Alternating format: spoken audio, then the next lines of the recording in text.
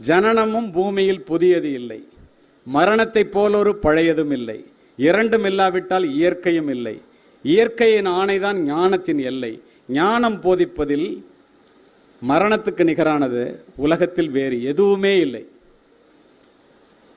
100 ஞானிகளும் 1000 புத்தகங்களும் சாதிக்க முடியாததை, போதிக்க முடியாததை ஒரே ஒரு மரணம் போதித்துவிடும். எப்படி தெரியுமா? எல்லாரும் மரணத்தை பற்றி பேசுறதுக்கு அமங்கலம்னு நினைப்போம். அது நமக்கு வராதுன்னு நினைப்போம். ஒவ்வொரு மனிதருக்கும் இறக்கும் தருவாயிலே தனக்குத்தானே பாரமாகின்ற சூழ்நிலை வந்தே தீரும். அந்த நேரத்திலே நம்முடைய பணம், பதவி, பட்டம் இது எல்லாம் பட்டியலுக்கு வராது.